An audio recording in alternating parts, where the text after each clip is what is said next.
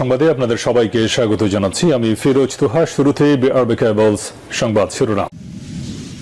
Devil hunt অভিযানে 12 দিনে গ্রেপ্তার 6,357। কোটি কোটি টাকার সম্পদের মালিক আসাদুজ্জামান। নতুন দলের ঘোষণা হতে পারে 26 ফেব্রুয়ারি। সাবেক আইজিপি এনটিএমসি মহাপরিচালক সহ 10 জন ট্রাইব্যুনালে। ক্যাম্পাসে পেশি শক্তি নির্ভর ছাত্র রাজনীতির অবসান প্রয়োজন, মন্তব্য নাহিদ ইসলামের। 27তম বিসিএসে বঞ্চিত 1137 জনের চাকরি ফেরত দিতে নির্দেশ। আজ 21শে পদক দেবেন প্রধান উপদেষ্টা।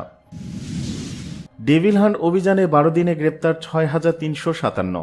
বিশেষ অপারেশন ডেভিল হান্টে সারা দেশে আরও 532 জনকে গ্রেপ্তার করেছে যৌথ বাহিনী। স্বরাষ্ট্র মন্ত্রণালয়ের নির্দেশে গত 8 ফেব্রুয়ারি রাত থেকে 19 ফেব্রুয়ারি বিকেল পর্যন্ত 12 দিনে মোট 6,357 জন গ্রেপ্তার হয়েছেন। এদিকে অপারেশন ডেভিল হান্টে গ্রেপ্তারের পাশাপাশি বেশ কিছু অস্ত্র উদ্ধার হয়েছে। এগুলোর মধ্যে আছে একটি বিদেশি পিস্তল, একটি ম্যাগাজিন, একটি স্টিলের চাপাতি, 2টি বার্মিজ চাকু, একটি স্টিলের জং ধরা ছুরি ও একটি স্টিলের কিরিচ। এর আগের 24 ঘন্টায় অপারেশন ডেভিল হান্টে সারা দেশে 506 জনকে গ্রেপ্তারের খবর জানায় পুলিশ সদর দপ্তর। এ সময় অন্যান্য মামলায় গ্রেপ্তার করা হয় 1141 জনকে। প্রসঙ্গত গত 7 ফেব্রুয়ারি রাত 9টার দিকে গাজীপুর মহানগরীর ধীরাশ্রম দক্ষিণ খান এলাকায় সাবেক মন্ত্রী ও জেলা আওয়ামী লীগের সভাপতি মোজাম্মেল হকের বাড়ি ভাঙচুরের অভিযোগ তুলে শিক্ষার্থীদের উপর হামলা করেছেন স্থানীয় বাসিন্দারা। এতে আহত হন অন্তত 15 শিক্ষার্থী। এদিকে এ ঘটনায় নড়েচড়ে বসে প্রশাসন। স্বরাষ্ট্র মন্ত্রণালয়ের নির্দেশে গাজীপুর সহ সারা দেশে শুরু হয় অপারেশন ডেভিল হান্ট। 8 ফেব্রুয়ারি রাত থেকেই সাহসী অভিযান শুরু করে যৌথ বাহিনী।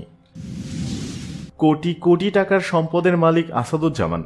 ঢাকা শহরের বিভিন্ন জায়গায় অঢেল সম্পদের সন্ধান মিলেছে সাবেক পুলিশ কর্মকর্তা আসাদুজ্জামান মিয়ার। তবে এই সম্পদের পাহাড় শুধু নিজের নামে নয়, স্ত্রী 3 সন্তান শ্যালক শ্যালিকার নামেও বিপুল সম্পদ গড়েছেন সাবেক এই পুলিশ কমিশনার। আসাদুজ্জামান মিয়া 2015 সালের জানুয়ারি থেকে 2018 সালের সেপ্টেম্বর পর্যন্ত ছিলেন ঢাকা মহানগর পুলিশের কমিশনার। ডিএমপিতে বদলি বাণিজ্য, ঘুষ লেনদেনের গড়ে তুলেছেন সম্পদের পাহাড়। ঢাকা শহরের বিভিন্ন এলাকায় একাধিক জমি, একাধিক ফ্ল্যাট ও সোনার দোকানের সন্ধান পাওয়া গেছে তার নামে। পূর্বাচলে নিউ টাউন 1 নম্বর সেক্টরের সন্ধান মেলে 6টি প্লটের। কিছুদিন আগে বিক্রি করেছেন 2টি। 2 ছেলে ও 1 মেয়ের নামে আছে 7.5 কাঠার 3টি প্লট। 10 কাঠার একটি প্লটে বানিয়েছেন গাড়ির শেড। এখানের এক একটি প্লটের মূল্য 5 কোটি টাকার বেশি। আফতাবনগরে নিয়েছেন মোট 21 কাঠার প্লট, যার 11 কাঠা নিজের নামে এবং বাকি 10 কাঠা নিয়েছেন আত্মীয় স্বজনের নামে। এখানেই শেষ নয়, রাজধানীর রুট পারমিট কমিটির প্রধান ছিলেন আসাদুজ্জামান মিয়া। সে সময় মৌমিতা পরিবহনকে দেওয়া হয় রুট পারমিট। এই মৌমিতা পরিবহনের চেয়ারম্যান তার স্ত্রী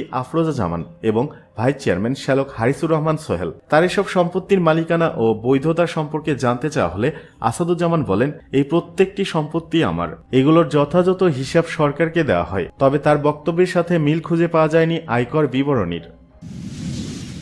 নতুন দলের ঘোষণা হতে পারে 26 ফেব্রুয়ারি। জাতীয় নাগরিক কমিটি ও বৈষম্য বিরোধী ছাত্র আন্দোলনের উদ্যোগে নতুন যে রাজনৈতিক দল আসতে যাচ্ছে, সেই দলের কাঠামো এখনকার মতোই থাকছে। অর্থাৎ এই 2 প্ল্যাটফর্মের বর্তমান যে কাঠামো সেটা থাকছে। আহ্বায়ক হিসেবে অন্তর্বর্তী সরকার উপদেষ্টা নাহিদ ইসলামের নাম চূড়ান্ত হয়েছে। পরের পদগুলোর জন্য জাতীয় নাগরিক কমিটি ও বৈষম্য বিরোধী ছাত্র আন্দোলনের সম্মুখভাগের কয়েকজন নেতার নাম আলোচনায় আসছে। একজন দায়িত্বশীল নেতা জানান, নতুন দলের আনুষ্ঠানিক আত্মপ্রকাশের আয়োজনটি হতে পারে 26 ফেব্রুয়ারি। ঢাকায় অনুষ্ঠান করে দলের ঘোষণা দেওয়া হবে। অনুষ্ঠানটি হতে পারে রাজধানীর মানিক মিয়া অ্যাভিনিউতে। আহ্বায়ক হিসেবে অন্তর্বর্তী সরকার উপদেষ্টা নাহিদ ইসলামের নাম চূড়ান্ত হয়েছে। নতুন দলের আহ্বায়কের দায়িত্ব নেওয়ার জন্য নাহিদ ইসলাম যে কোনো সময় সরকার থেকে পদত্যাগ করবেন বলে জানিয়েছেন জাতীয় নাগরিক কমিটির দায়িত্বশীল 3 নেতা। বুধবার প্রথম আলোকে তারা জানান, সদস্য সচিব পদে জাতীয় নাগরিক কমিটি ও বৈষম্য বিরোধী ছাত্র আন্দোলনের অধিকাংশ নেতার পছন্দ আক্তার হোসেনকে। মুখ্য সংগঠক ও মুখপাত্র পদের জন্য আলোচনায় আছেন সাজিস আলম ও হাসনাত আবদুল্লাহ। নতুন দল গঠনের প্রক্রিয়ায় নেতৃত্ব দিচ্ছে মূলত জাতীয় নাগরিক কমিটি।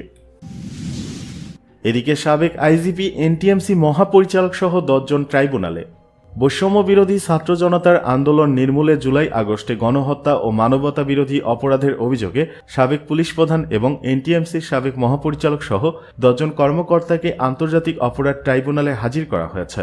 বৃহস্পতিবার সকাল 10টায় তাদের কাশিমপুর কেন্দ্রীয় কারাগার ও কেরানীগঞ্জ কেন্দ্রীয় কারাগার থেকে আসা 2টি পৃথক প্রিজন ভ্যান যোগে ট্রাইব্যুনালে হাজির করা হয়। এর আগে গত 27 অক্টোবর ট্রাইব্যুনালের চেয়ারম্যান বিচারপতি মোহাম্মদ গোলাম মর্তুজা মজুমদারের নেতৃত্বে 3 সদস্যের বিচারিক প্যানেল প্রসিকিউশনের আবেদন মঞ্জুর করে তাদের হাজির করতে আদেশ দিয়েছিলেন। পুলিশের সাবেক 17 কর্মকর্তার বিরুদ্ধে মানবতা বিরোধী অপরাধের মামলায় গ্রেপ্তারি পরোয়ানা জারি করে আজ তাদের আন্তর্জাতিক অপরাধ ট্রাইব্যুনালে হাজিরের নির্দেশ দেওয়া হয়। এর মধ্যে যারা গ্রেপ্তার রয়েছেন তাদের আনা হয় ট্রাইব্যুনালে। বৈষম্য বিরোধী ছাত্র জনতার আন্দোলন নির্মূলে গত বছরের 1 জুলাই থেকে 5 আগস্ট পর্যন্ত সারা দেশে সংগঠিত গণহত্যা ও মানবতা বিরোধী অপরাধের অভিযোগে প্রসিকিউশন অফিসে 125টির মতো অভিযোগ জমা পড়ে। পাশাপাশি আন্তর্জাতিক অপরাধ ট্রাইব্যুনালের তদন্ত সংস্থা বরাবর অভিযোগ জমা পড়েছে।